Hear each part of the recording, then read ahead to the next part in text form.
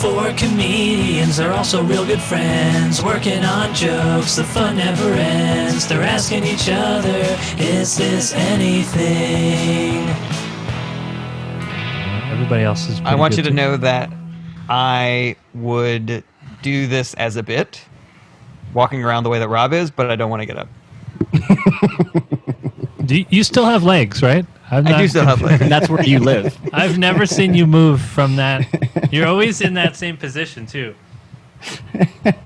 So I got this joke Jarret about is a being lazy. paraplegic.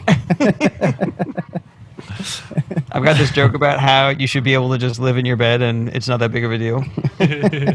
Wouldn't it be really funny if this blew up and our idea that we would be able to do a show one day where we do the bits live after they're worked out, and then all the audience was surprised because Jarret came out in a wheelchair, like in the same position too, no less. It's like a lounge wheelchair. A lounge, a chaise lounge. So decadent. Actually, you should do that even though you're not paralyzed. I imagine no matter where I'm going, I'm just like constantly like stroking my chest. Or just like, would you push the elevate button for me? As you can see, I am quite the invalid. Whoever's just listening to the podcast is not getting the full effect here. We're doing a lot of sight gags today. Yeah, Subscribe well, you know what? to the I actually Patreon. Get rewatched the video. a little bit of our stuff, and we do a lot of sight gags in general. So that is something to keep in mind. I've listened to podcasts that had a video element that they did have sight gags that I would miss out on. And I gotta say that it was, it never inspired me to go seek out the video, and it never inspired me to stop watching. Hey, that's great. So I don't think it's that big of a deal. Did you ever read Born Standing Up, Steve Martin's I did memoir read Born book? Standing Up, yeah.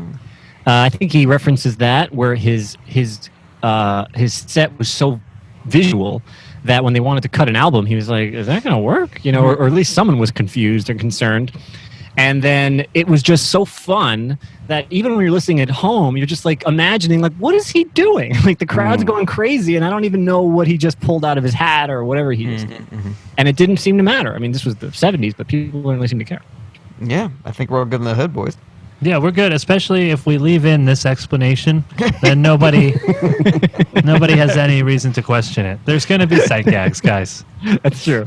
What's that bird doing behind Brett, though? That's crazy. Multicolored. Oh, this bird? I didn't even notice. Oh, man.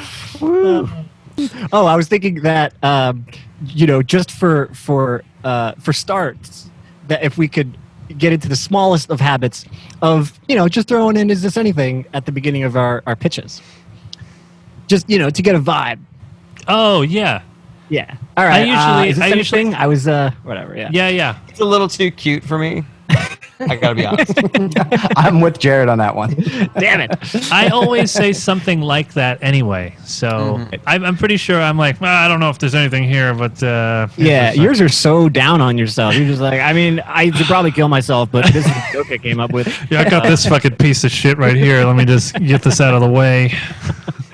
For all three of us, the show is this anything? But for Anthony, this probably isn't anything. Maybe we should change the name of the show to "This Probably Sucks." I don't know why I'm wasting everybody's time with this garbage. With the Riff Boys. And Anthony.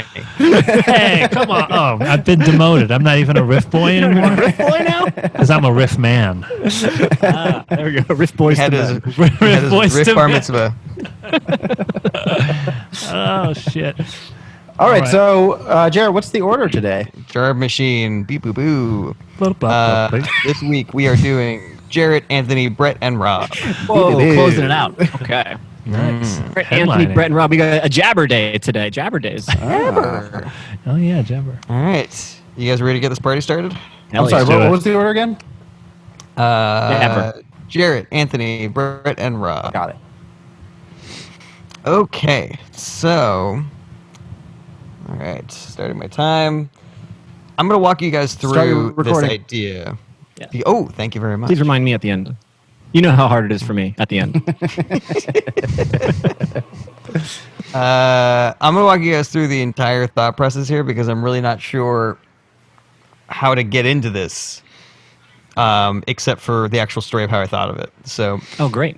I was on edibles on Friday, and I was listening to music, and I was just like vibing like crazy, and I was thinking like, God, this feels so good to just be listening to music and being high. And then I was like, heroin can't feel better than this because this is like the best feeling, you know? And then I was like, you know what? Heroin probably does feel better than this, but it's like a shorter period of time. So it's like the same amount of good compacted into like only 30 minutes instead of like 3 or 4 hours. And then I was like, well, in that case, I would still pick being high on weed then because it's more efficient to have like the pleasure spread out over a long period of time than to have it like all at once and then need to do it again. And then I was like, you know what? I would pick that with orgasms too. Like if instead of like having a super intense like moment of ecstasy, I would change it to where like after you have sex, you just have like a really nice day. You know, like the rest of your day just feels better a little bit, you know. And so, like, that's the whole thought process, and I think that there's too much there for that to be, like... I know that's, like, kind of a style of an intro of a joke where you, like, walk the audience through, like, this giant marathon of how you got to the idea. But I still think the idea of extending an orgasm is longer. I just don't know how I would justify it then. Oh, you could definitely get there, too. I think you could wipe the drugs from your mind, and there's a better way to get to that. Mm-hmm. Even if it were as simple as saying, you could just say, I like to, I like everything in moderation or something along those lines. Just, I prefer this style of life. You know, I like the drug analogy so much that I wouldn't want you to actually get rid of it personally. I like comparing Maybe it the could idea. be punched up or something, or...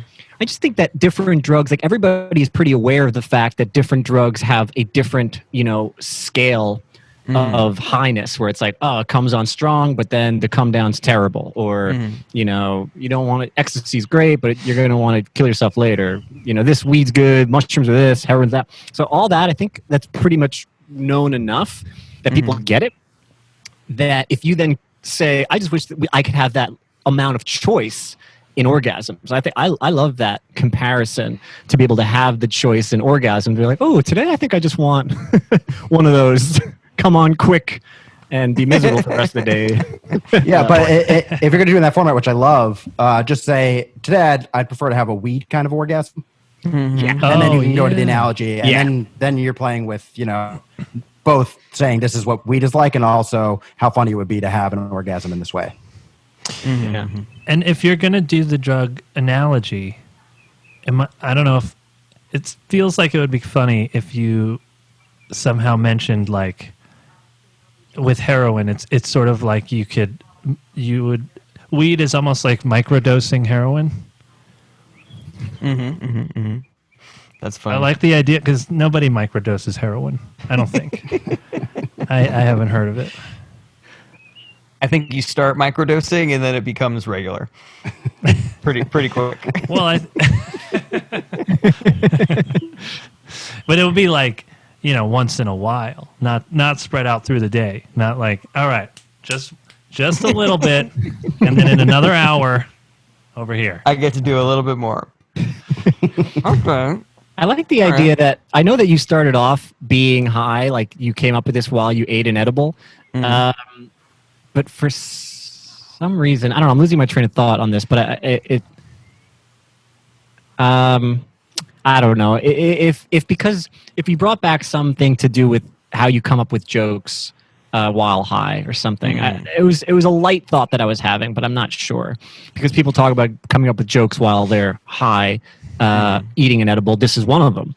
But what kind of jokes would you come up with on different drugs? Maybe I'm not sure if there's anything. If you mention the edible, maybe you should mention edible underwear later.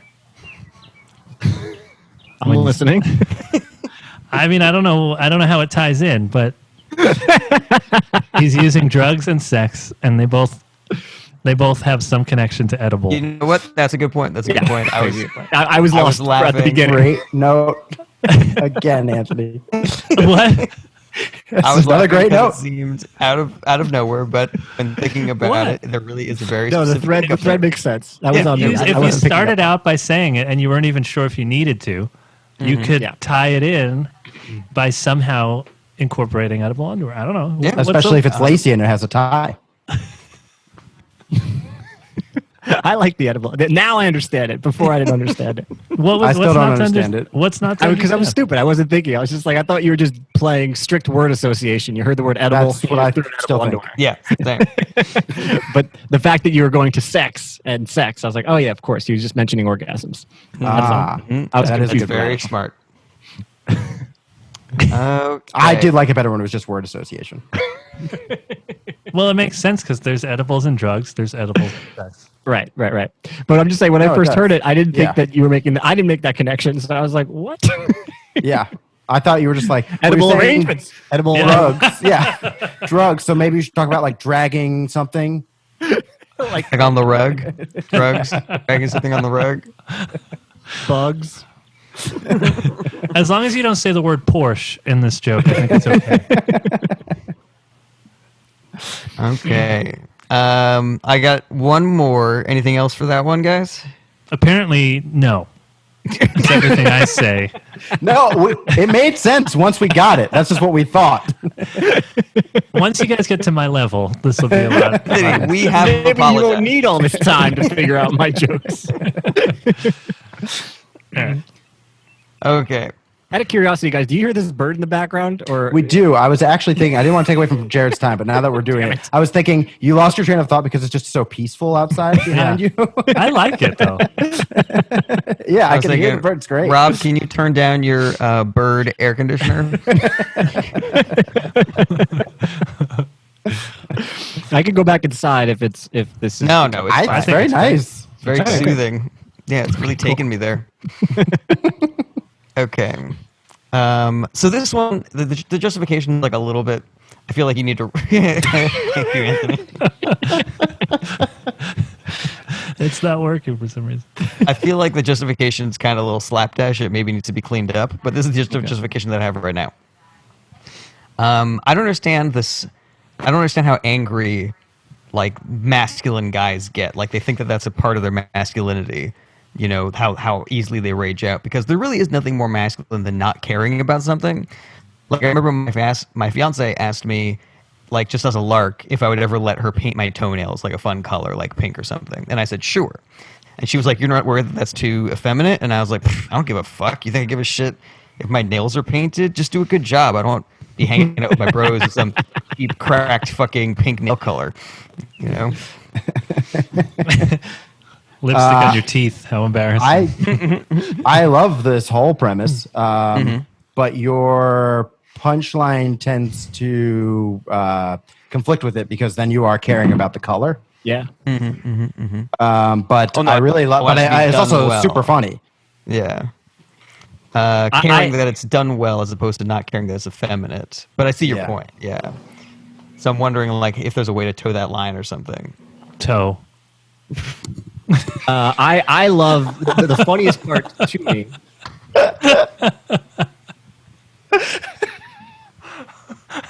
Rob, I don't know if you heard it because you were in motion, but it said toe that line, and Andy just went toe.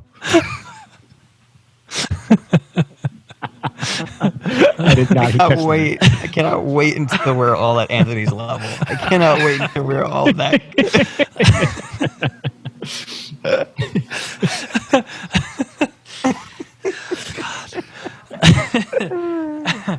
Okay, sorry. So what were you guys saying about making my joke better? That was the part I laughed at the most was when you did go back on your word and you cared about do a good job. that whole thing made me. That was great. Do you think, Brett? So going back to your point about it contradicts the punchline to then care if it's a good job or not.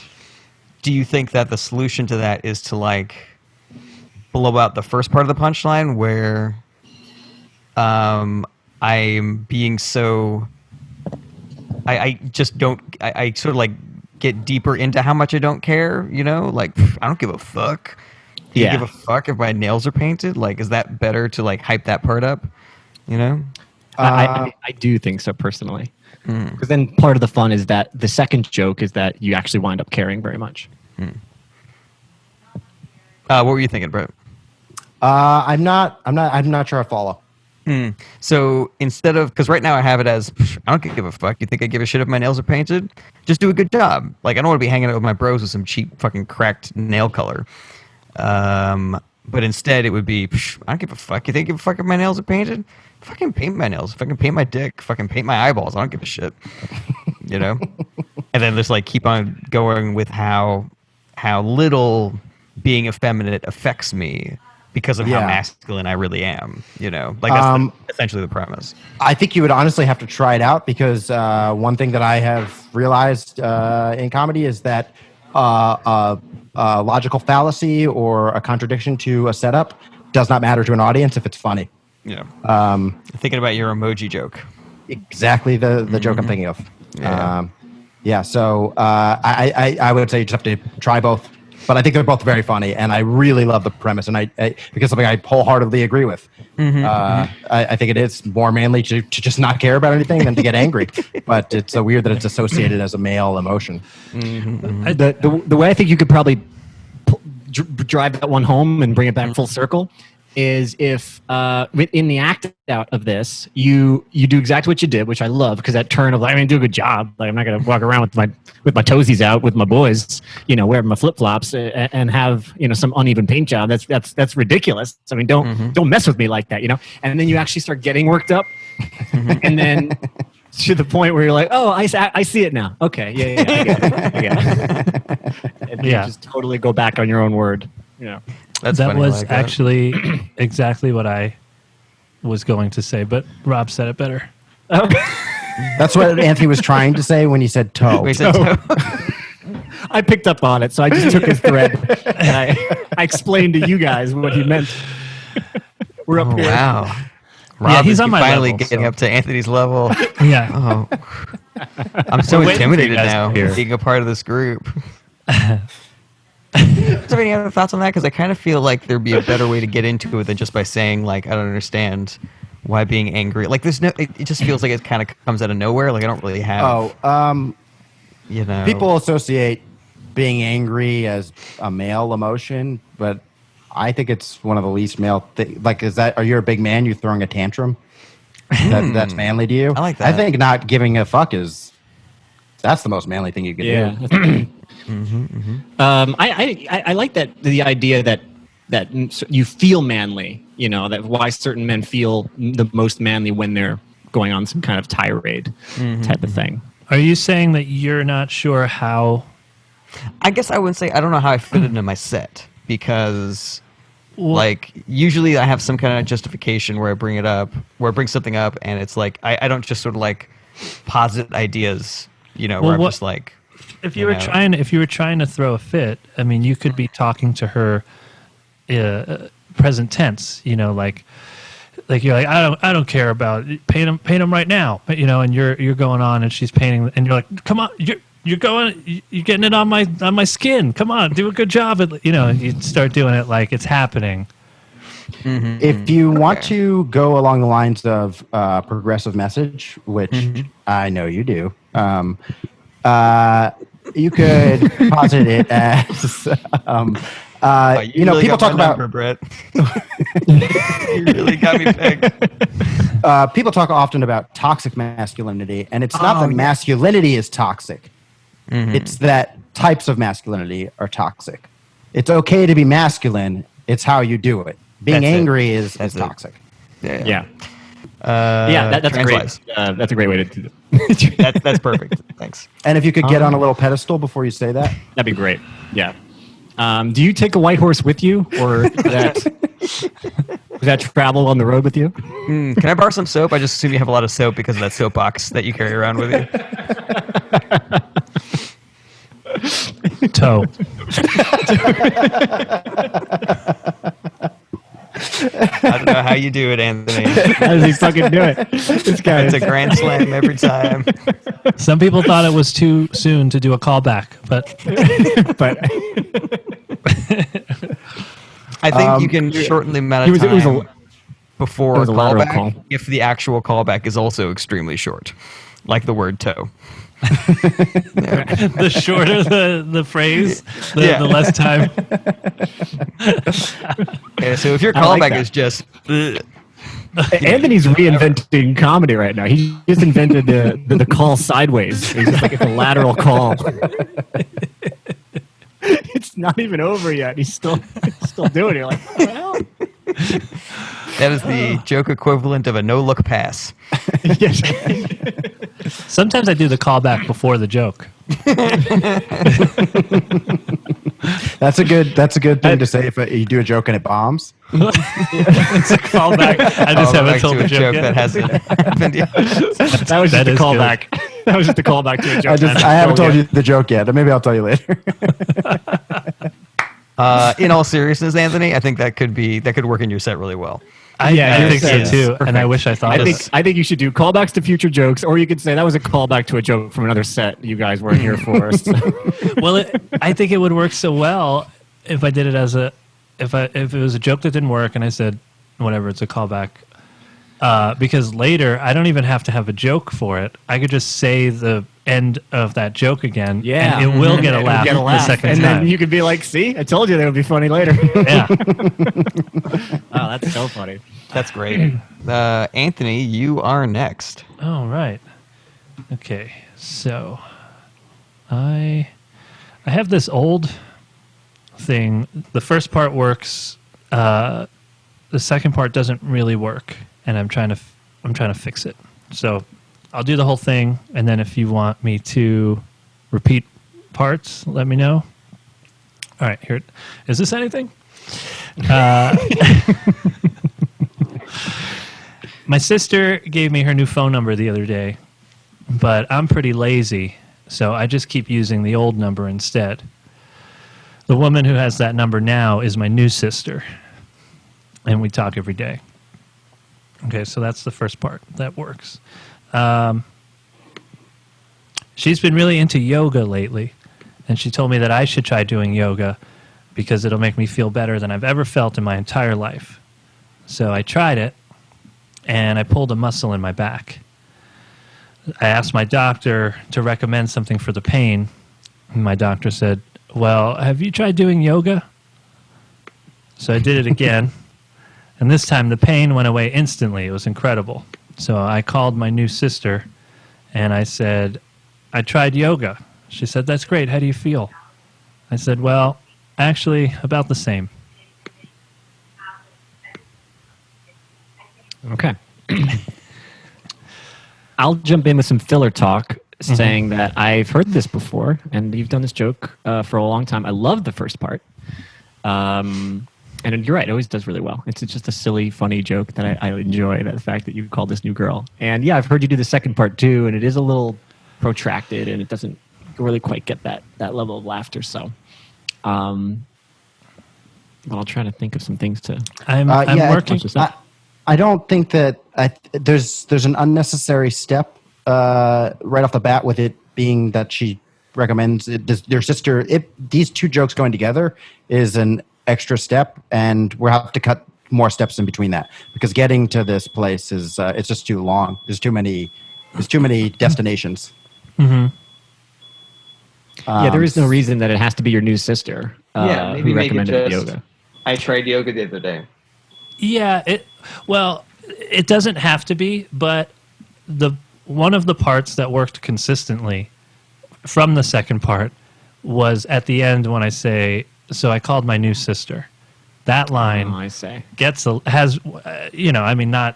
they're not giving me a standing ovation for it, but that is one of the lines in that second part that usually. And I think that is literally just because it is a callback and you've given it enough time by adding those destinations. But I don't think you should add unfunny destinations just to justify a callback. Yeah.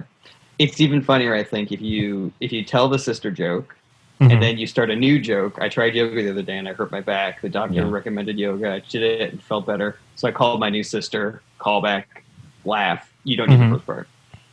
Okay.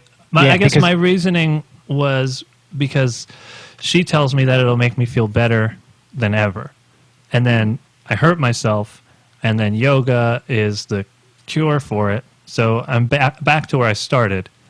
And then she says, how do you feel? And I'm like, the same. So I guess that was my thought process for why I have that in there. It was to establish the sister thing again, but also to really sell how good you're supposed to feel after yoga. And then I'm like, So it goes, she's my new sister. We talk on the phone every day. And then what's the first line after that? She's been really into yoga lately. She told me that I should try doing yoga because it'll make me feel better than I've ever felt in my entire life. I don't think any of that's really needed. If you start cold with, I started doing yoga because I've been told that it's supposed to make me feel better than I ever have. I did, hurt my back, went to the doctor. He said, have you tried yoga? So I did. I went back, and the pain went away. So I called my new sister. And then this is funny because now she's called your new sister. You could say I called my new sister at any point in your set after you introduce her as your new sister, and that will get a laugh. It has to. The fact that it's coming right now is great. But I do agree with Brett. There's like two things that you're like, now your sister's into yoga, then she recommends it to you, and she says this superlative thing that it's going to make you feel better than it ever has, which is a little bit like of a head scratch. You're like, okay.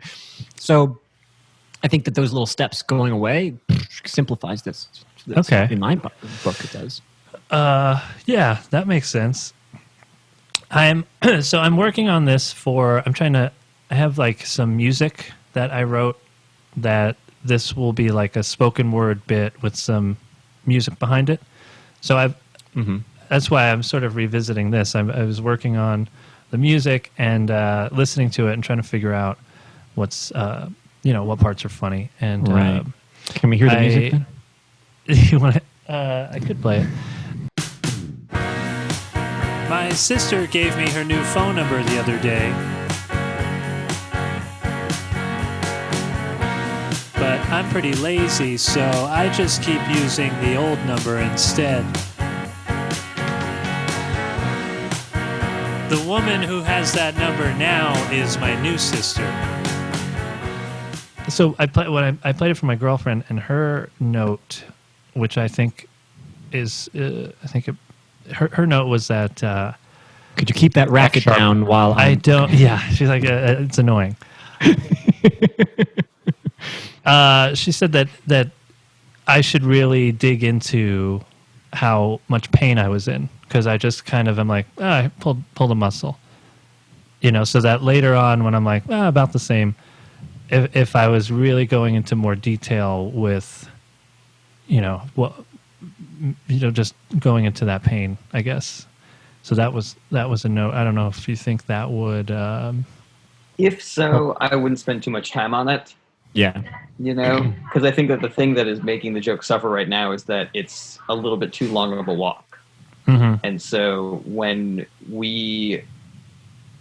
if you do it the way that we're talking about, where you cut off some of the chaff, don't then add too much more material about how bad your back feels. If you want to raise the stakes there, maybe say something like, I could barely walk or something. Right. Yeah. Also, I think if you're playing music, it's a lot harder to do a kind of emotive type thing, and that's what getting into the pain would really entail, I think.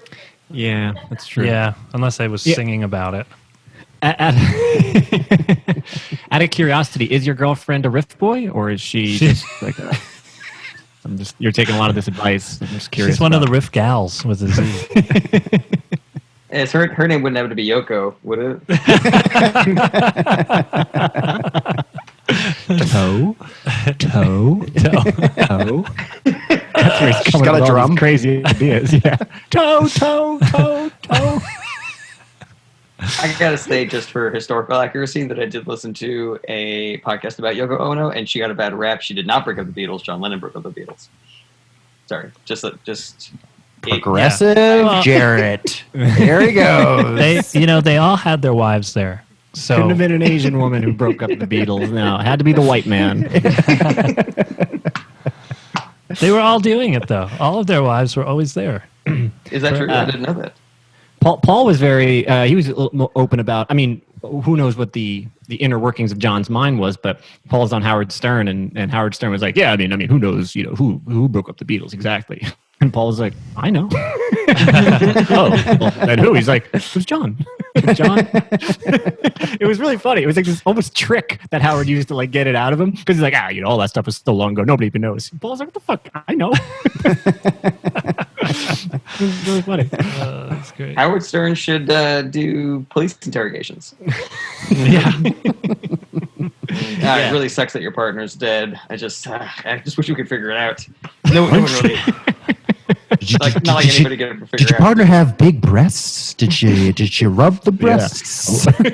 Oh yeah, that's hot. Yeah, it should be gross. How often does she masturbate, do you think? You ever tell you what you thought about it? I guess nobody really knows how much she masturbated or died. 3 times, it was me. Oh boy. Anthony, does this all help your joke? It helps so much. I paused glad. you. You're at 8 minutes 30 seconds. I give you a pause. Okay. About a minute ago. Oh, you knew the riffs were coming. Chum in the water. I see the twinkle in their eyes. I know what's up. The riff boys are up to their shenanigans. That's when he got them going. That was part of when Rob and I called ourselves the Riff Boys. We would do a little guitar riff. Yeah. Oh, yeah. Yeah, we'd go Riff Boys. Well, I was doing like a banjo, like when the Duke Boys are on the run. You know. Yeehaw! Goddamn you, Riff Boys, doing jokes out of everything. I can't say a goddamn thing without you making your jokes. I'll get you yet, Riff Boys. Seriously, Anthony, any of this is fine. Yeah. I think I do the bit, and then I go like this, and then Yep. You'll have a real guitar, so you can potentially. I do like the addition of this character, though, like the angry sheriff who hates the Riff Boys. So just be prepared. those Riff Boys are at it again. I'm gonna have to That'll be watch some recurring. Dukes of Hazzard to get the vibrate. No, you got it. You got Okay. it. Just what I did. That's the whole thing. Okay.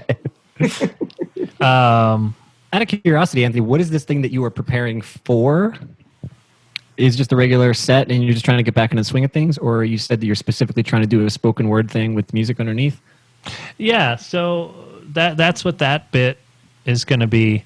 I have a few bits that that I like the idea that these jokes can sort of work in different ways, because when you guys have seen me, I play like just some generic music, and it's sort of a stream of consciousness kind of. Any joke can go anywhere, which is cool. But I also have this idea of writing music for some of these bits, and then that could go on an album, and people could listen to it just as a song.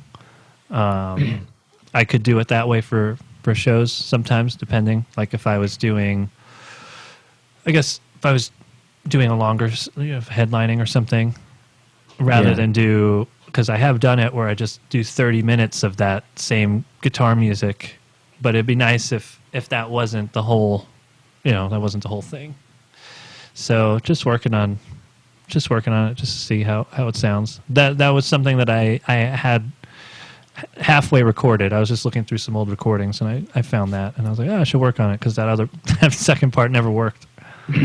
I do like that bit, and I would honestly try just the slightly shortened version of it, because it seems like it would flow pretty well. And as I think Jarret pointed out originally, if you go cold with that second joke, now the audience sees your new sister line as a legit callback, as opposed to just an extension of the story. Obviously, you're going to call your sister back, your new sister back. It's just funny that you called it your new sister. But if we've broken the reality of that joke, went into a new joke, and just because you want to talk to somebody about it, you called your new sister. I think that's funnier. That's definitely funnier. I Yeah. also like that your callback is literally a callback. Yeah. Because Well, he's calling I his call sister. back my sister. Oh. Oh. Yeah, I didn't even realize. That's so meta. Would you say it was very Anthony-like? Toe. Toe, yeah, toe to you too, man. Toe. I think I could have. I'm going to try. This is kind of a longer thing also, but she's a method actor, so she even stayed in character for a couple years after that. She would always bring her work home with her. Every night she would spit in my food.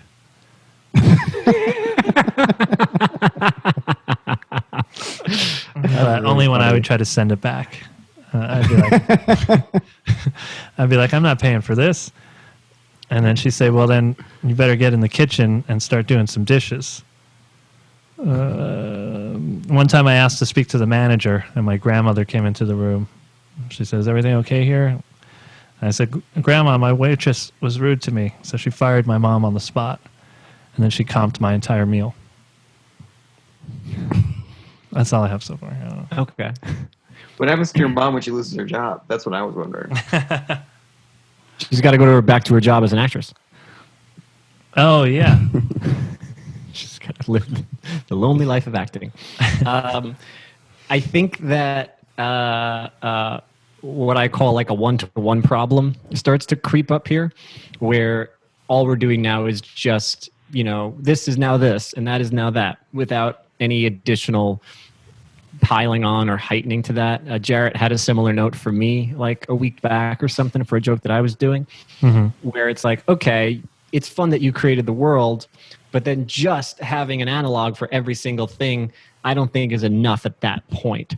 Something else needs to happen. I don't know what that thing is yet, but sure, your grandma could be the manager, but now it's just like, sure, she got fired or whatever. It's just, you're just telling a regular story, but it happens to be in your home.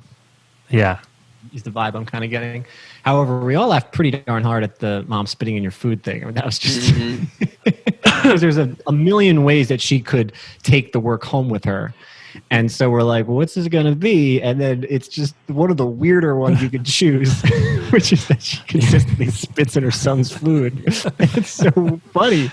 What if she spits in your food and then you go straight to, you don't have to explain how, but, and so I got her fired. And now, and then I got put in a foster home. Yeah. That's really funny. I'm in a foster home. Honestly, he solved it. That's funny. Just say she got fired for spitting in my food. Say she got she take her work home with me. She spit in my food. So I got her fired, and then I got put up for adoption, or some form of you no longer have a mom. Yeah. And that's the story of how I grew up in foster care. Yeah, there you go. But I didn't. That's true. Well, but did she really spit in your food? Who knows? She meant an actress? How many waiters have spit in your food? You don't know the answer.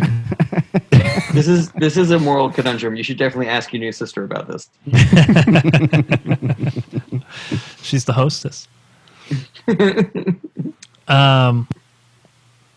I guess what you haven't done yet is make a link. So when she takes her work home with her, that's something that people do. How much she takes her work home with her is the joke. But we have not yet established, until you react, that your entire home has now become that you are also responding in kind. So I guess we do technically skip that step when it comes to Brett's thing a little bit, but I don't mind it. What was your original reaction? So when she spit in your food, you said you weren't going to pay for it, right? Yeah, well, so the line is, she was, whatever it was, she always spits, every night she would spit in my food, but only when I would try to send it back. And then the next thing was, I would say, I'm not paying for this. And then she would tell me to do dishes. Which I was would trying jump to straight make. the grandma. Right to the grandma? Yeah, like she spit in your food, you complained, and the grandma came out. She says, "Is there a problem here?" Because I don't know. It just only when I try to send it back, it's weird because now I'm imagining before the funny thing just happened, you've created another thing where you're sending back food that your mom gave to you, and so she spit in it. She spit in my food, so I talked to the manager, and then my grandma fired her. Yeah. Yeah, like So then you're not saying my grandma was the manager saying. So I spoke to the manager, and then the joke is, and so my grandma fired her. So then the audience can do the math. Yeah, I like that too. I think this is my sort of lily pad theory. You lay out lily pads for the audience to kind of jump to. You just have way too many now.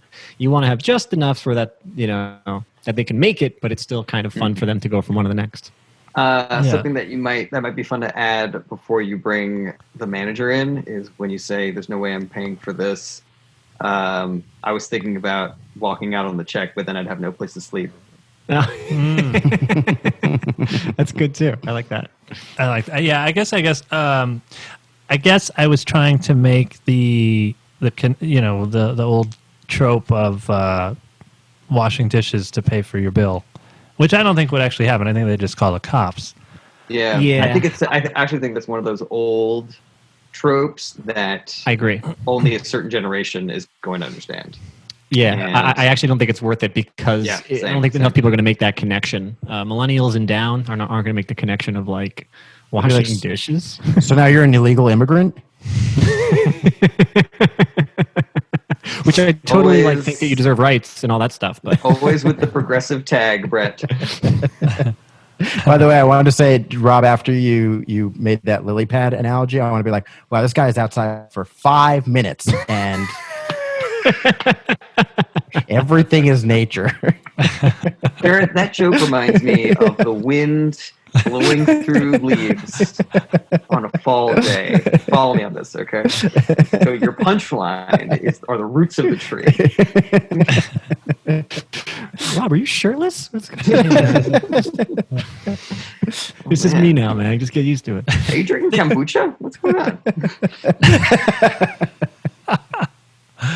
Oh, shit. I know it's not physically possible, but I just wish that your head was all dreadlocks when you took it out. All right. Well, it was just good to see where you guys laughed. And because what did your girlfriend think of it? What were her tags? I don't think I didn't run. This one wasn't one of the ones. She doesn't. Yeah, know that's this right. Have you done any part of this joke before, Anthony, on stage? Yeah, I was doing the beginning part for a while. I think. Because I love the part. I think it's a great joke all the way through. But the thing that was making me laugh was all the way through to, she, thought she was considered actress, waiting the commercial. Like I thought all that stuff was super funny. Thanks. No, just a compliment. Yeah, I like that a lot too. With one last point on why I sort of popped more at Jarrett's suggestion for I'd walk out on the check, but then I'd be homeless, is that it's following this sort of setup punchline type thing, whereas your addition, it qualifies the behavior of the funny joke that just came beforehand as one thing. It nullifies the thing I just laughed at. She spits in your food, and then you justify it being like, I send it back. Yeah. And then that's a weird comment. So I know you think it probably turns it on its ear, but to me, I'm like, oh, you just retroactively made the thing earlier not as funny, A. And then B, this new punchline is now, there's no setup to that punchline. Oh, well, I send it back. And then, and so there's just this weird story thing. But Jarret introducing a new idea of like, so I was considering walking out on the check, set up, and then like, but I didn't want to be homeless. I'm like, there you go. Yeah. So okay. So that structure kind of rang better for me. Instead of the sending it back. Yes. Right. That does make sense because it's sort of like a dead end. Once I say send it back, then yeah. If you could do that, I was considering walking on the check, but then Brett's, suggesting to jump right to the grandma. So I complained to the manager, and my grandma fired her. Now I'd have no mom. Yeah. I think that's actually funnier than like I have no mom. It's funnier than I went to foster care or for adoption. I need a new mom. I gotta wait for my mom to change her phone number. That's actually good. That's really funny. I think that is better than what I was about to say. But what I was about to say is now I have to hire a new mom. Oh yeah, That's funny. Or I have to wait for the management to hire a new mom. Hire a new mom. short-staffed on moms. Yeah, that's good. That's But I'm saving a fortune on Mother's Day gifts. I'm sure that I'm over time. Oh yeah, we finished up good. I wonder what happened to Rob. Did he say he was leaving, or he just? No, he came back and then he disappeared. Cool. Well, we'll take this out of his time. Oh. Wow. Now the back. order's different. Hey guys, I'm back. I don't know what happened there. How's my volume on this headset? That's good. Mm-hmm. Sound good. All right. Don't forget to start recording. Mm-hmm. After you.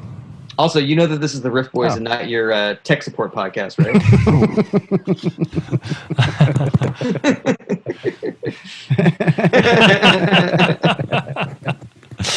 Loving the visual gags today. I'm just gonna say that every time so that if people are listening, I'm sorry. I'm going to say something I was different than involved what in just a happened. Tech support. Yes. In that one, a callback is when you want to dial a customer that you missed, and you just need to call them back to make sure that they got their tech support they needed. That tracks. That makes sense. Wait, so I'm next? Yeah, All Yes. right. Okay. Jammer. Don't forget to start recording. Thank you.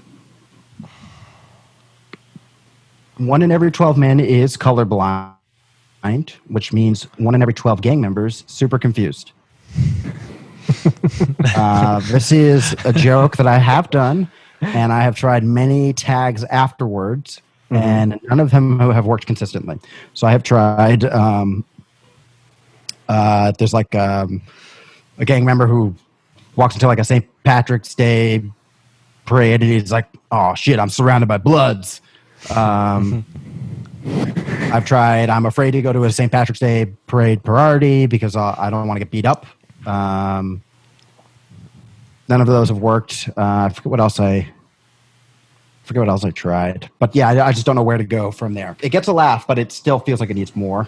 Yeah. It's like I've set up something that is funny that I just don't know how to elaborate on. can you say? Can you just say it one more time so I can try to imagine? 1 in what every I'm doing? 12 men is colorblind, which means 1 in every 12 gang members super confused. I've heard this joke done live a couple of times, and always very funny. People really like it. So, yeah, I can see how you want to just get that juicy tag. Yeah, I have a confused gang member now, so that's like so funny. But I am having trouble bringing that to into the world. What if he's just like, "You're dead," I think, Yeah. something like that. Just he's that short. So it's like she's confused about the blood. Yeah. Well, he No. doesn't- Like he's threatening him. Like you're dead, man. Like I think, right? Like, maybe you're. Oh, yeah. Yes. Oh, so that was one of the iterations I tried. Like, he sees there's a gang member sees a bandana, a guy with a bandana hanging out of his pocket across the street. He's like, "Let's get him," or say hello. I don't know. One of you guys leave. I really shouldn't be in charge here. And that does well. That probably did the best in terms of consistency, but still just wasn't quite. Or he's like, what? He's like yells to you, "We're gonna murder you, right, guys?" Is that? Are we? You guys? Yeah. That concept is super funny. Yeah, you know what? I think that might have been it. It might have been the me offering two options. I think the way Anthony's done it, because I've been saying, "Let's get him," or say hello, because I'm like, it could be somebody who's in our gang. I don't know. Yeah. Right. But just to be like, right? That's pretty funny. I didn't Yeah, make I the like that. connection that you thought he could be in the. I do like that too, but I didn't catch that as. But I think, yeah, you're right. I was going one extra step that was unnecessary. That's funny, That yeah. makes sense to me in terms of the reaction from the audience. Right? Let's kill him, right? Right, guys? Right, guys? Yeah, that's really funny. I like that. Great. You guys want to get him too? Or? I think that's great. I had a separate idea that I'm actually not even sure how to finish it, but just like somebody walking up to you and just being like, "Hey man, I thought you were a Crip," and he goes, "Oh damn it, what am I wearing?" Oh, yeah. Yeah. Are you not a Crip anymore? That's really funny. I also like the idea of him going into a clothing store and just really needing somebody's help. His life very much depends on it. Could you help me? This is really important to me.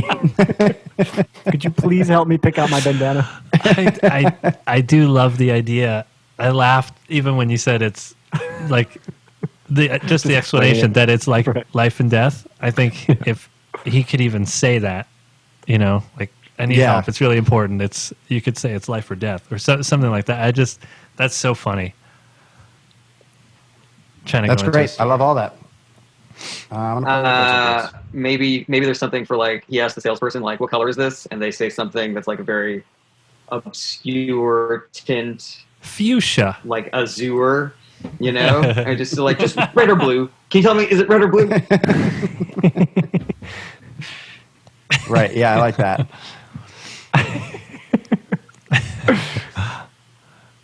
No, it's a magenta.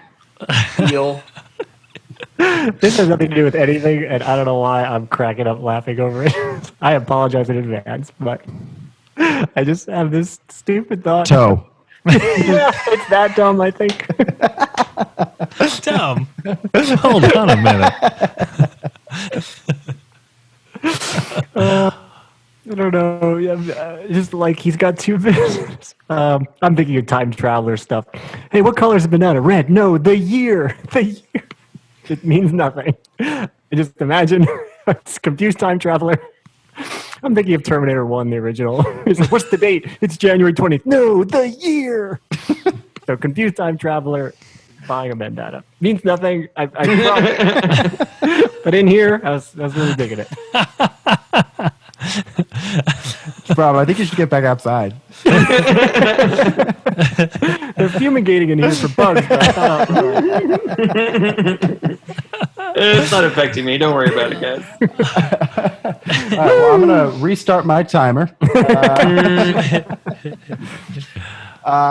Along these lines, so a lot of people will say that they don't see color, which is to prove that they're not racist, which is actually total baloney. And I actually, on the other hand, and this is genuinely true, I do not hear color. That is 100% true. And I promise you this is told you until a week ago, I thought Snoop Dogg was Japanese.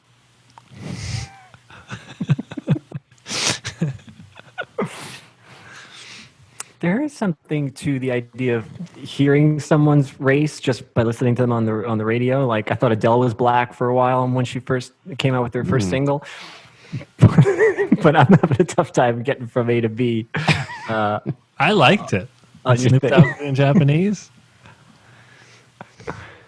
I don't hear color. I guess comparing it to the I don't see color, it's making me think that you're going to make some kind of point about the two. Or maybe I shouldn't even say that it's baloney. Right. It's a little. I'm sorry if this is tangential, but I feel like it's a little on the edge because I feel like the thing that everybody in the audience is going to worry about is: are you going to start saying what sounds are black people sounds and what sounds are white people sounds? You know, so it's like, as an audience member, I'm thinking, oh no, is he going to do a black person voice and say that he doesn't understand, like that it sounds like a black person voice or something? And that's a little bit the direction that I feel like you're going in when you say I thought Snoop Dogg was Japanese. Like it's funny because he sounds so black, you know. But I think that the premise of not being able to hear color is really good. I just think that stuff needs to be deactivated. But then again, I'm also, knee-jerk. He's donating to Bernie Sanders as we speak right now. Yeah, exactly. So maybe I'm a little too sensitive to that sort of stuff. I've never seen somebody lounge on a soapbox before.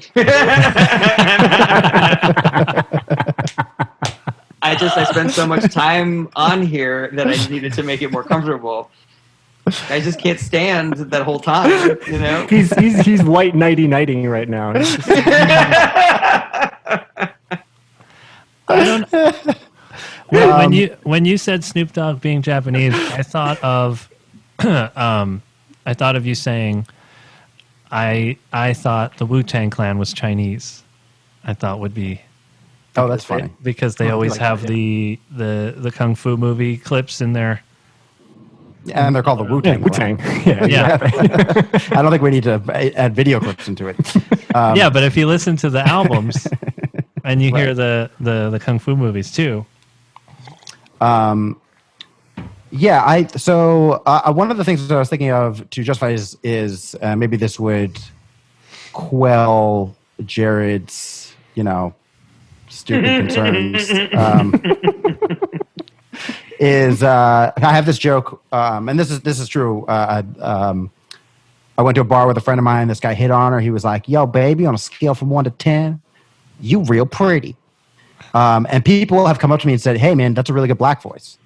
So I could use that and be like, "Oh," people have said to me, "I'm like, that guy is Japanese." I don't hear color. That would be a funny That's way to. very funny. Yeah. As, I like as a that a lot. punchline, I like don't that hear a lot. color.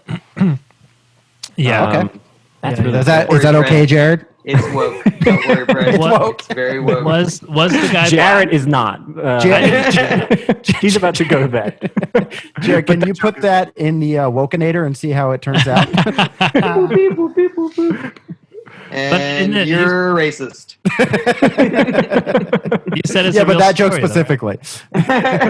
Oh, sorry. I just had you. I just Sorry, I can't hear you guys. I'm tone deaf. I don't know what's.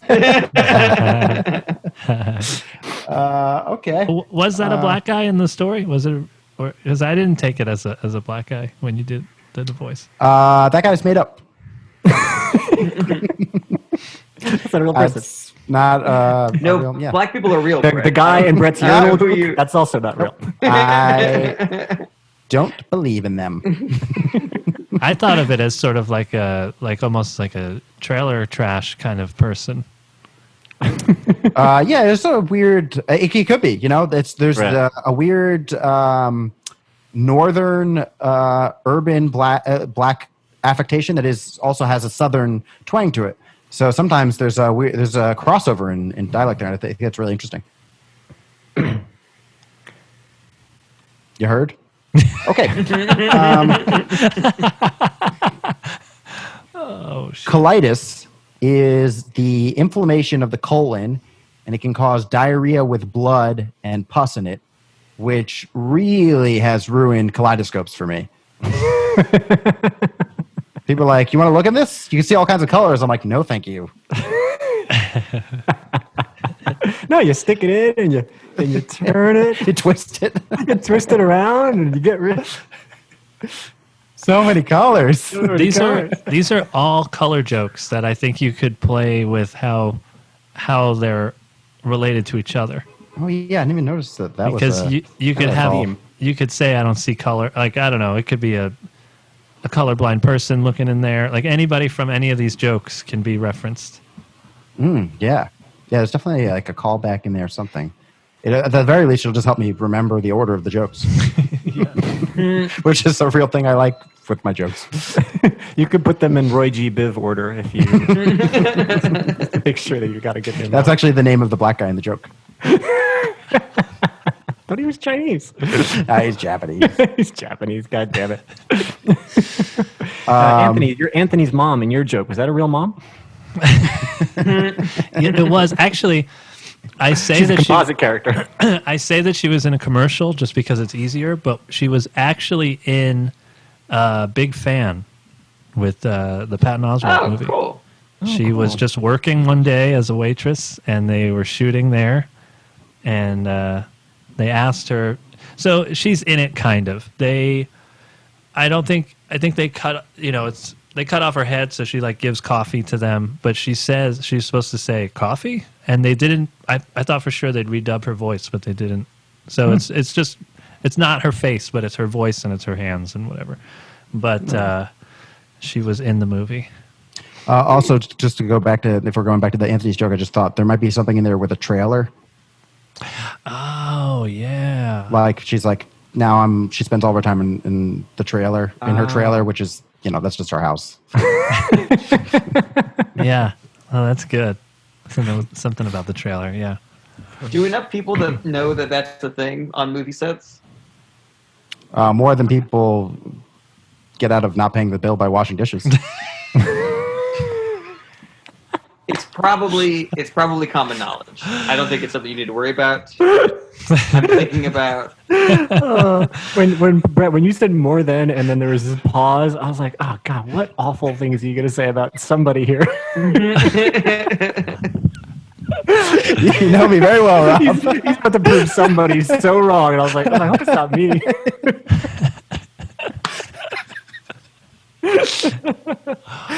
Sorry, I'm a dick, guys. More than, I was like, oh God, here comes something. I was like, oh,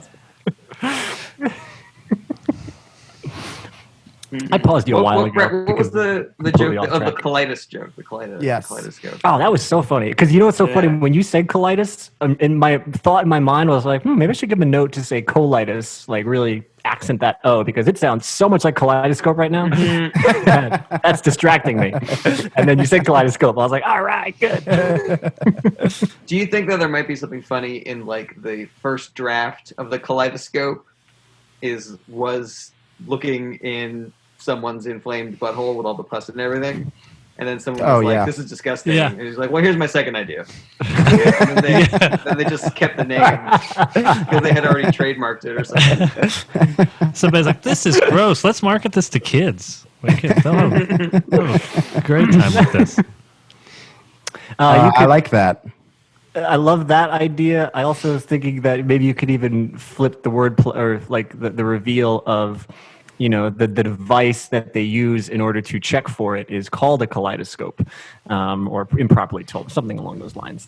Oh, yeah. A kaleidoscope is like a toy. You can see a lot of really cool colors. It uses refracted light to manipulate what you see, and it's really cool. Also, in order to check for colitis, which is a condition that causes blood and pus in your diarrhea from an inflamed colon, the tool that they use to examine your prostate or your rectal cavity is also called a kaleidoscope, and you do not want to confuse those two things. Happy birthday, Jimmy! I got you a kaleidoscope. Ew! Oh yeah, finally something to check my anal pus. Woo! I'll be in my room, Dad.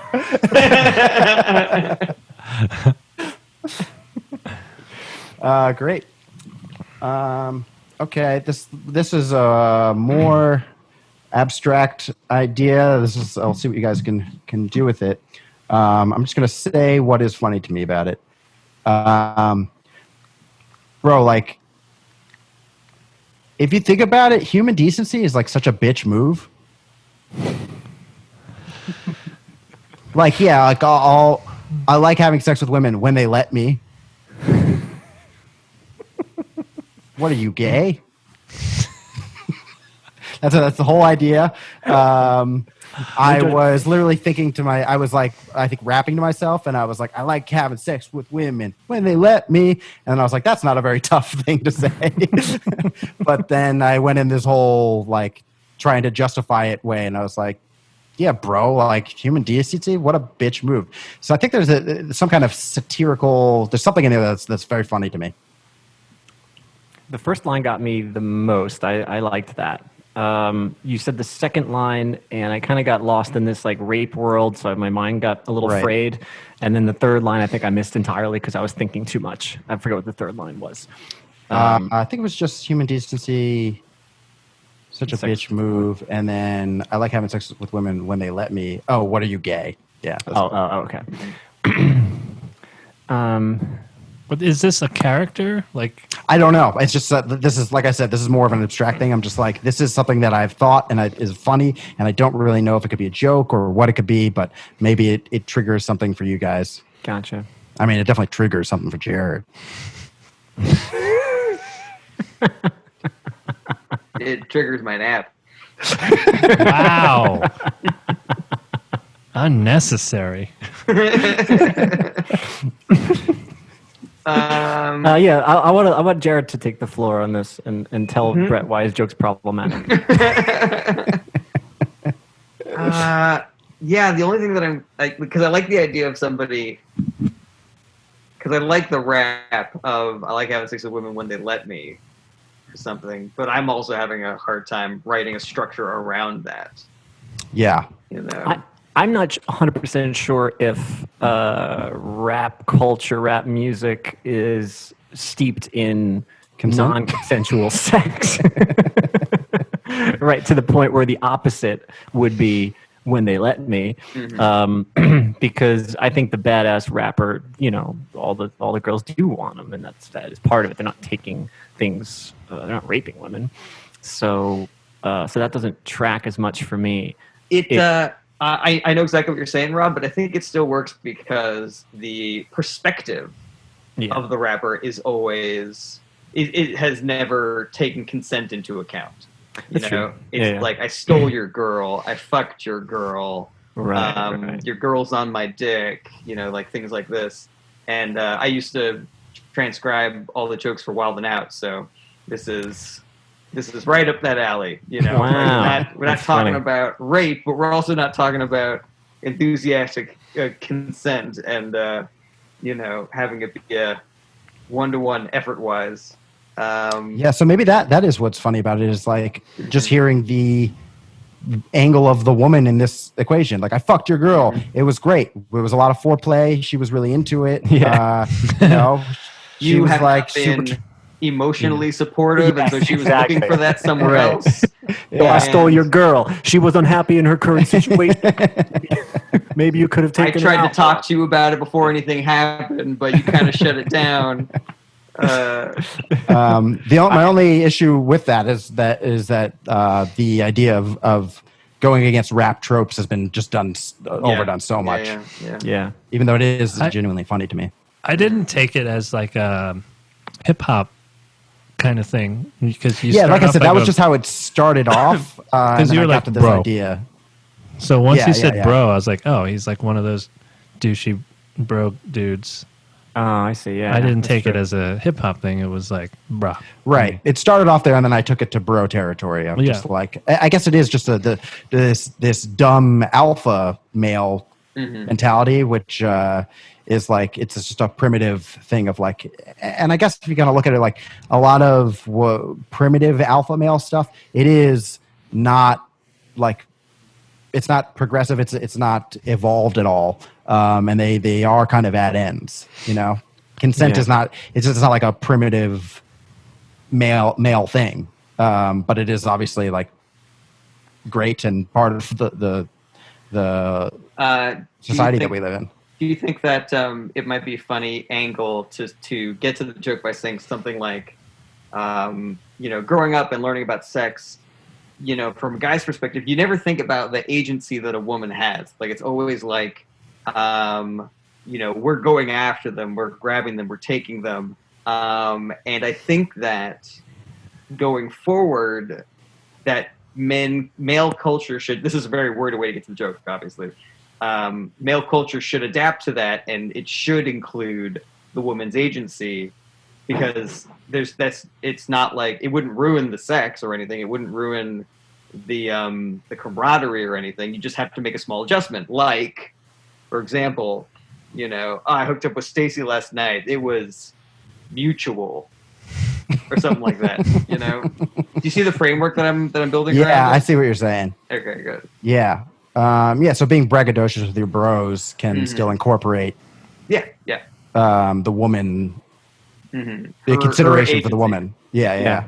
That's so accurate to me, and I think it's such a subtle adjustment that I just am like that should be the way things are. That's the way a lot of people, you know, there's something very not funny to me about that. I'm like, yeah, that's great. Like, who wouldn't want to talk about, you know, having sex with a girl and her totally being into it and wanting it and was really mutual and a good experience for both of you.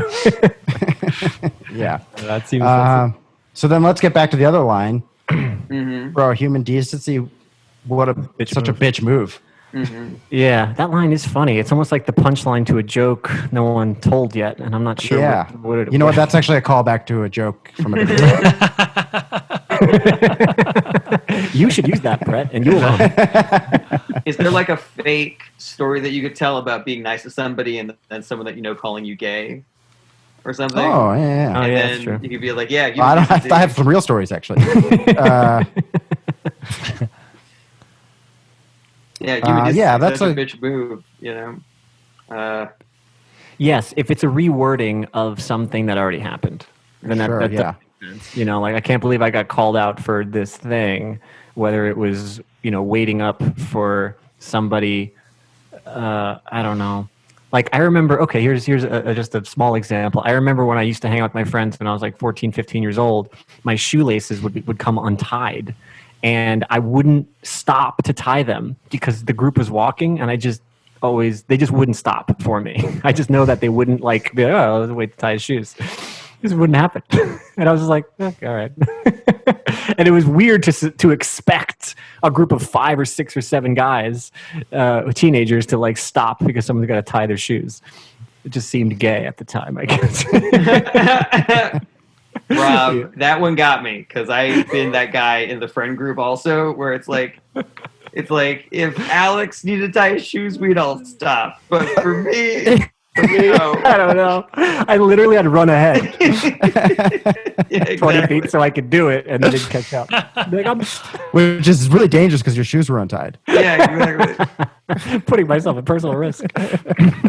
I'm able to Then I was trying to frame. step on Alex's laces so that he'd have to tie his shoes, then I could tie my shoes too. I'm able I was to like, take oh man, down the Alex, leader. both of our shoes are untied. Can you believe it? How funny is this? No, we better keep walking, we better pussy. get to this.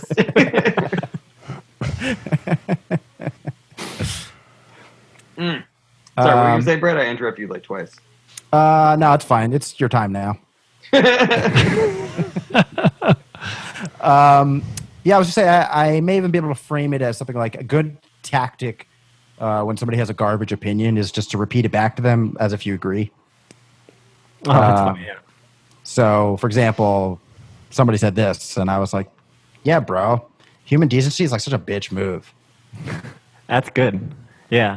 Because it incorporates that rewording that we talked about. You get to come up with almost any scenario that kind of works for you. Yeah. And I could pick many of those. A lot of garbage opinions out there.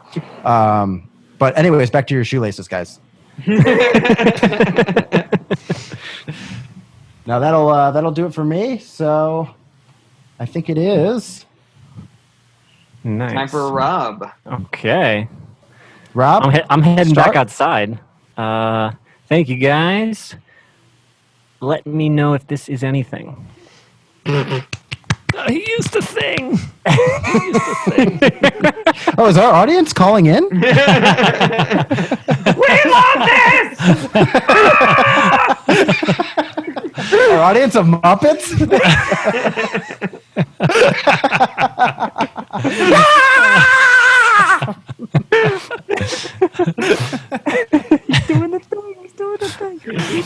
Oh, that's so funny. Okay. I've been coming to you guys with some of my one-man show stuff. I was actually gonna. The whole thing is gonna be more of these kinds of jokes, and these ones are a little heavier. We're gonna assume that these are in Act 3, so all the information's sort of out. And I've kind of walked the audience through an hour's worth of details of my life here, but I'm still trying desperately to keep jokes as dark humor as they may be. At times, I'm still trying to, keep this joke structure alive, and so that's kind of where I want you guys to help me out and just tell me if you think these things are funny on their own as well. So, I have myself been suffering from depression, but I have this imposter syndrome when it comes to my own depression. I feel guilty even speaking about depression because I feel like I didn't have it as bad as some people do. So I don't feel like I didn't have it as bad as my mom did, for sure, or as bad as my brother did, by any means. I mean, my brother killed himself. That's like winning the Depression Olympics. I mean, he took home the gold. That's my mom literally drank herself to death. I think that's silver. At least she placed. You know, she's on the podium. She took home medal that day for sure. That's my first thought, and I'll pause there so that we can do more stuff. Yes. Great. I love that. I think if you put in I know what you guys are thinking, like, Rob, you should not feel bad about, it's not a competition before you give the examples. I think that will I love be a that. perfect approach. I love that idea.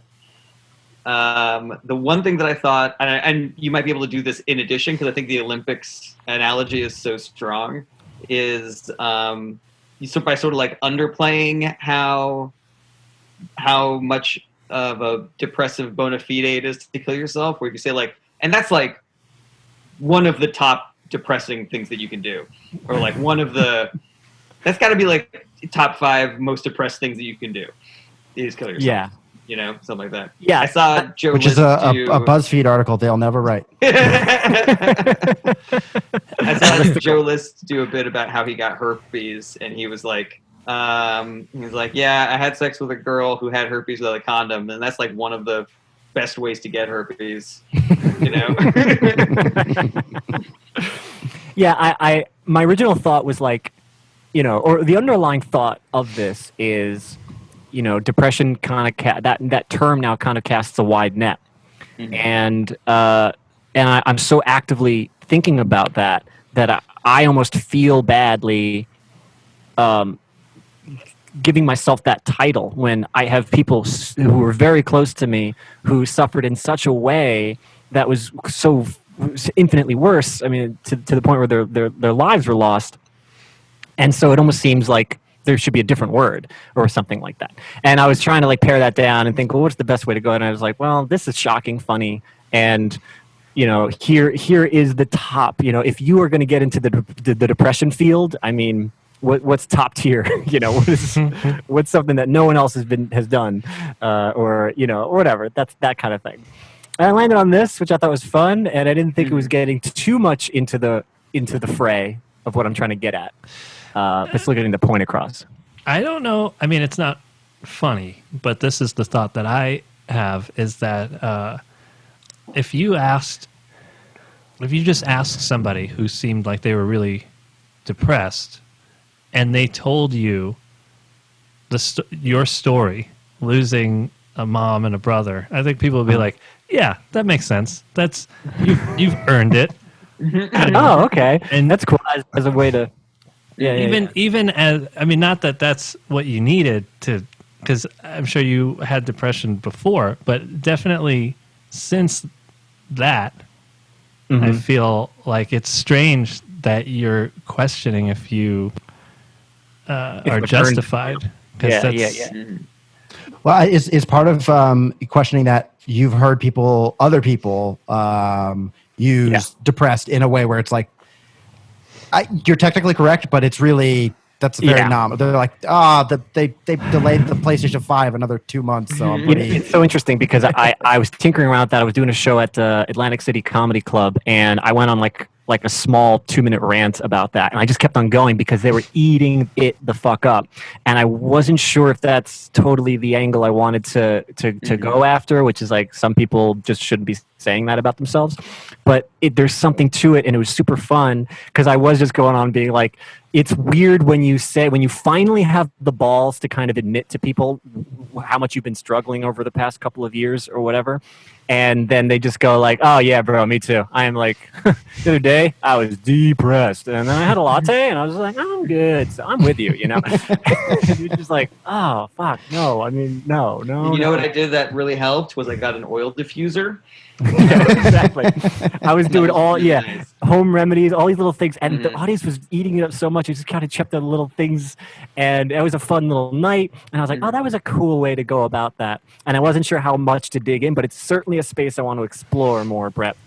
And I think that's justification of why you don't want to call yourself depressed too. Not only because you have this contrast of the deepest end, but you also know that person. We all know that person, and you can. And if you want to keep it in like a fair way, like those, you could still say like those people are depressed. They are not wrong. Yeah. It's just that depression is more multifaceted. It's a blanket term, and it's not always used accurately. But I also have that same thing happen when I tell people about cluster headaches. They almost always go, "Oh yeah, my cousin gets migraines." I'm like, so you're like, "Oh, suicide headaches." Like, yeah, he gets a little owie sometimes. Couple aspirin. It's all right though. Two things. Number one, just like a throwaway thing that might be funny for you, Rob, the Olympics thing. Mm-hmm. You just say when you kill yourself, you're basically like the Michael Phelps of depression.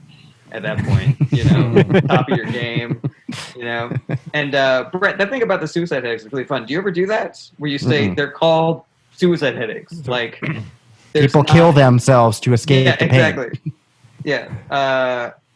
You migraines might as well be called, like lay in the tub headaches or something. I think there's something there, but like. Yeah. No, you're right.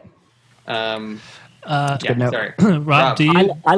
Sorry, Ken. Oh, no, you could go on. I was just going to reiterate for Brett's point that I like that you are noticing that, and that's absolutely what I want to do. I want to create a spectrum of depression, and I want to put myself somewhere, or I want to allow the audience to know I don't know where I stand. The reality is that I never really suffered from anything until after my brother did pass away, and I was like, ooh, this isn't good. And then there was a lot of issues much more recently. And so that's why I'm having an identity crisis when it comes to it. Cause I'm just like, I don't really know how to place this, but, and then it gets into this weird territory of like, what's your tolerance for pain? And so I don't know, like, of course, I want to go ahead and take some time to cast aspersions and judge the people who clearly aren't going through anything super significant. But then I also want to qualify by being like, to be honest, I don't know where the fuck I lie either. That I know my personal experience, but then I have legitimate, tangible evidence of what my brother and mother went through in a way. And so, how I'm able to best do that is up to me. But that's how I want to explore it.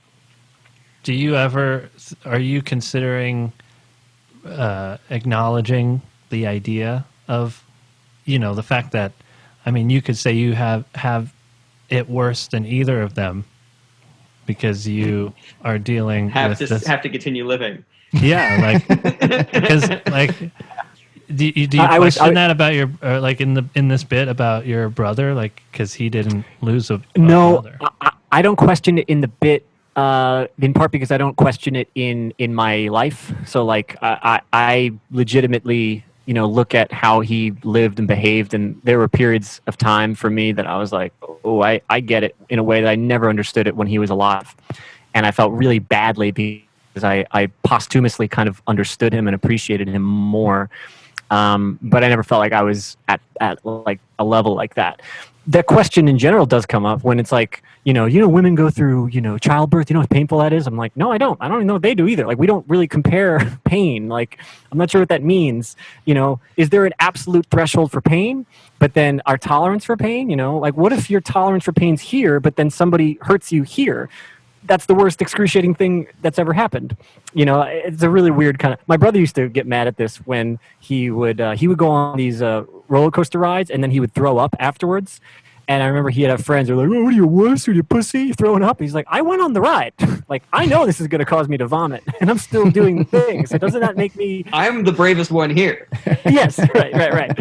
So that logic, Anthony, in my mind, it's totally in my mind. Whether I think I need to broach it for this particular thing, it probably not. I think it's convoluted to begin with for most people to wrap their minds around, let alone cheapening anything or aggrandizing what I'm going through or whatever. I do think that it is kind of funny, though, to set it up like, your brother wins the gold because he killed himself, your mother gets the silver, and you're the bronze, and then you're like, but on the same token, like, I have to live without having a mom and a brother, and have to continue to live, so maybe I have the depression gold. It's a little bit like how in stand-up, the hardest job is to go up cold, and they give that to the youngest comedians. They give that to the hosts. So like the hardest job goes to the bronze medal winners for some reason. I don't know if there's a link up there, but I do think that idea is really funny for you then to flip it and go. But I mean, I think I'm the winner of the Depression Olympics because I have to continue living, something like that.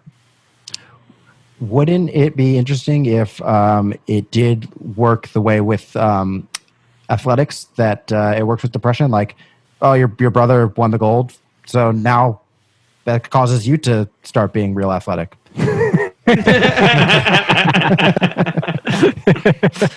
I thought you were going to say something about like retiring the number or something like that. That is funny though, Brett, because I think there's a quicker leap there. It's like, oh, he inspired me, to yeah, just like be better. An older brother athlete would. Isn't they're like the Manning brothers, Eli Manning, Peyton Manning. That's really funny. But I do like the idea that's kind of like automatic, like if your brother dunks and it's like, hey, my layup's better. Maybe I won't have the career that he had, but Rob, you're competing in the Depression Olympics this year. What was your inspiration? Well, my brother was actually a gold medalist, so a lot of inspiration there. Of course, we remember the 2004 games. Who could forget? Then they always ask the athletes what they're gonna like. They always, when they put them on camera, they go, "Hi, Mom." Yeah, you can't even. That's why you don't have the gold, because you can't do that. I got like 3 ideas. One is like you're being interviewed and it's like you just won the gold in the Depression Olympics. What are you gonna do now? It's like, I'm going to Disneyland, and there's a corner where I cry sometimes at Disneyland. That's what I like to do there. Or just like it's like the other idea was it's not just one person who can kill themselves. So like maybe some Olympics, they have like 10 gold medal winners, and again, it is a 10-way tie for first in the Depression Olympics. All these people killed themselves. Oh, I guess sometimes the athlete will thank their mom. So then in that case, you could, if you won the gold, you could do that as you'd be like, I want to thank my mom and whatever. That works. It's hard to know if any riffing on it. This is funny. It's tough. Like, every week you're coming to me, you're like, oh God, I got to riff off. I just don't want to say anything that sounds shitty or anything. I love starting sentences with, maybe it's funny if when your brother kills himself. You want to throw your dad in there? Is anything your dad does? It is funny, yeah, because there's this. I can self-filter as well, because I have my own little guidelines and rules for myself as far as what I think is proper or I'm going to deem as being correct or appropriate. A lot of it's going to be, if I truly felt this way at some point, then I think it's fair game. If I don't want to manufacture opinions or manufacture angles or feelings. So it's not like an anything goes scenario, which is true. Doesn't mean that don't pitch them. But I will be like, oh yeah, that's true, but that's not the point or the message. Or I'm a little more keen on that than I would be if I was just coming up with, say the funniest thing possible. So don't worry about it at all. I got 2 more things that are directly related here. So right after that, because I don't know what makes you a survivor of depression. Sometimes people refer to it as that. I don't know what makes you a survivor of anything, to be honest. Like, what makes you a survivor of cancer? I mean, if you had stage 5 cancer and you went through chemo for 18 months and came out the other side, I mean, you are a survivor. But what if you came across a weird mole and you had it removed? Like, I don't know. I am not the person to say whether or not you're a survivor. But I feel like the stage 5 cancer girl's probably going to be like, all right, let's not go throwing around terms. Let's not go willy-nilly with the survivor thing. I wonder if there's a hierarchy in the cancer world. I'm a cancer survivor because one time someone offered me a cigarette and I said no. I think if you're starting off with that, there needs to be more that these blanket terms in the first section need more direction. Then you can easily transition that into this new topic that you're talking about. which is what I want to do. And I think that I don't really have like a right almost to get into it, but because I introduce it this way, I'm like, look, I'm struggling with this myself to know Right. where I stand. I'm sure even within the cancer community, the people must have issues by being like, oh yeah, like when you're in the stage 5 cancer ward, that's got to be like when you're in the VIP section at the club. I mean, you're behind the velvet ropes. You're getting the bottle service. Like these are the real. If you're just coming in, then you're not the same. You're not the same. But I don't know. I'm just guessing. I assume it's true. Also, nobody is really a survivor of anything for long. It's like Miss America. You get to say it for a little while. You have to turn in the sash. That's funny. He was a cancer survivor, but then he was a truck non-survivor. You got hit by a car or something. My uncle's a cancer survivor. He got diagnosed with a stage 5 liver cancer, and then as he was leaving the doctor's office, he got hit by a truck. He made it. Yeah, cancer didn't get him. It wasn't the cancer. I'll say one more point, one more little thing we could talk about either or. My mom was so narcissistic that I remember when she was in AA and she was learning about these classic alcoholic household roles. She learned that the children cope differently, and that within the children coping, there's usually what they call a comedian. Not in the proper sense, but rather in the sense that some children deflect with comedy. And I remember when I was first started doing stand-up, and I was about 15 years old, she'd be like, yep, that's you, you're the comedian. They told me in AA there's always a comedian. And I remember thinking, like, are you taking credit for my defense mechanism? That was my thought. It's a little long getting in the gate there, but that was the thought I had. First thought that I had listening to that was the way that you talk about the roles. I think it felt to me like you were assuming knowledge on the audience's part. Okay. And I was a little bit lost there, and I was like, I'd much rather you start that bit talking about this is one of the things they talk about in AA. Okay. Oh yeah. Yeah. Well, yeah, you don't want to say defense mechanism because that would tip the punchline. But something there's another word for roles where I would know what you're talking about without. But I was also confused when you said the roles. Yeah. Yeah. Different kids cope differently. There's different. Okay. Yeah. That's a good fix. I wasn't Different familiar way with that the children handle having alcohol parents. And maybe I should have an example or two. Like one's a leader, one's this. Right. If you want to make a joke out of that, you can start including things that are obviously not, like mage, orc, healer, and that's a real one. Let's see here. Demolitions expert, martial artist, lockpick. That's really funny. Yeah, if I did a deeper dive into that would be super fun just to get into, because then it's a joke within of itself of me just playing around, being like, man, they've studied this so much. They have all these different, and then I could talk about the comedian thing. That way it's not. That way I busted it up into two different things, so my setup gets a little more mileage out of the ratio of punchline to setup isn't as warped. That's a good one. Yeah, I have to look these up. I remember these when I was younger, but I have to look them back up. Awesome.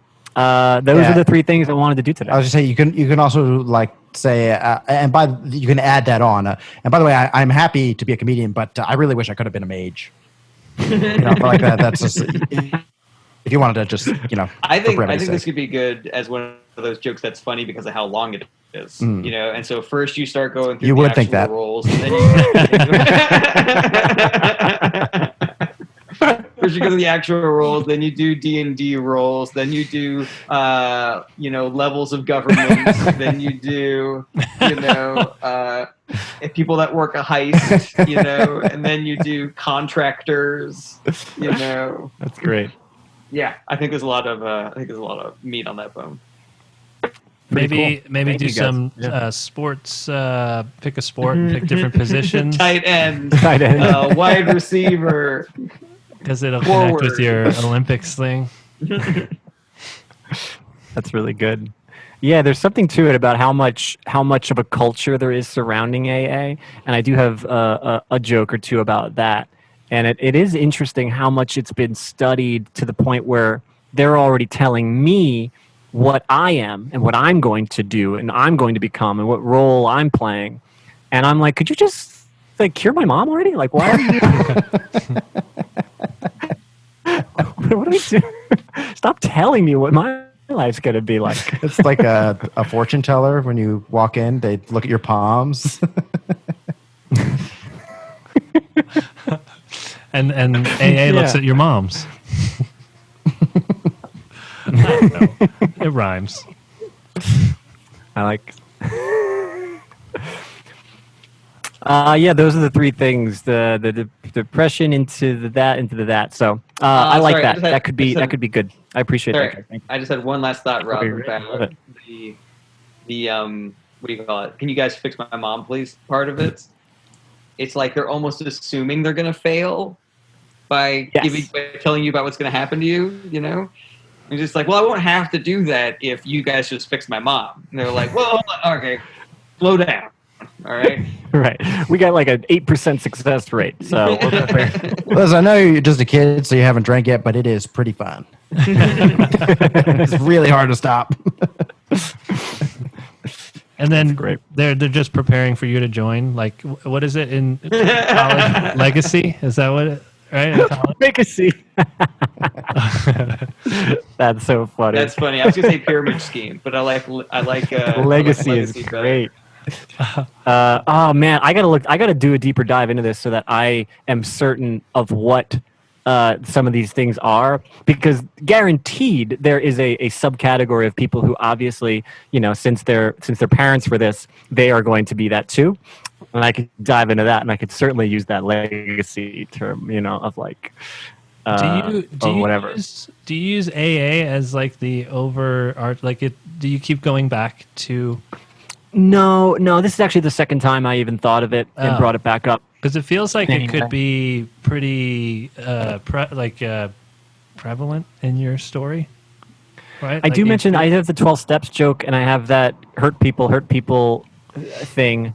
I attribute it to AA, even though it's not really technically, but it's something that I use it to get into it as being like part of that, because there is like an alcohol culture, you know, of just, you know, I'm struggling, I take things one day at a time, and all these little phrases and isms. So I do go into that a little bit. It feels like you could use that quite a bit in the telling of the story, though. Okay. If you I wanted like to. that as a convention.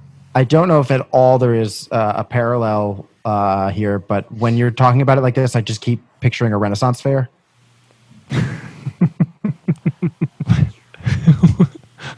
I don't know. There's just like this whole culture. Everybody's getting dressed up as alcoholics. I don't know what it is, but there's something. It is weird. It is something that I was only like, I never went to like Al-Anon or Alateen or whatever those other things that they had, but I was always very curious about the sort of company that my mom kept while like in a pseudo recovery state. And but it's a lot of like, you know, positive affirmations, a lot of God stuff, whatever. But I didn't want to really like shit on the thing entirely, but I just, you know, there were some aspects of it that I found from my perspective interesting. Cool. This was actually this is nice and helpful. I'm glad you guys liked the Olympic stuff as much as you did. That's cool. Yeah. Nice. And I really like the your mom taking credit for your defense mechanism. Oh yeah. That's great. This is dark shit. I have no idea. I know you guys are gonna like it. I keep on battling with audiences to see what they'll enjoy. So hopefully at some point, Yeah, I mean, down with it. Oh, sorry. Go ahead, Brett. if they, oh no, I was just gonna say if they've gotten to Act 3, then they're in. I was gonna say, I think that like, you know, because I know that you've been doing some of this material during shorter sets, right? Yeah. Like if you got like 15 minutes, you'll throw in a little bit. I think that's so savvy, because when it becomes a long piece that people will go to a theater specifically to see, and now to a comedy club, the material is going to be comedy club tested. It's going to be, it's going to be, you know, it's gone through the roughest environment and come out funny. And so it's just going to be that much more satisfying for a theater audience to watch. I appreciate that. I hope so. I agree. Yeah, no, I think it's great, this material that you're working on right now. Awesome. Thank you, and thank you all. What a great way to end this episode. I appreciate it, guys. Hey everybody, thank you so much for watching. Don't forget to like, share, comment, and subscribe. Check back for more individual clips and full episodes, or you can listen wherever you enjoy podcasts. If you want to support the show and get early access to new episodes as well as extra fan-only content, go to patreon.com/ITAPod. That's ITAPod, as in Is This Anything Podcast. Relevant links in the description. Take care.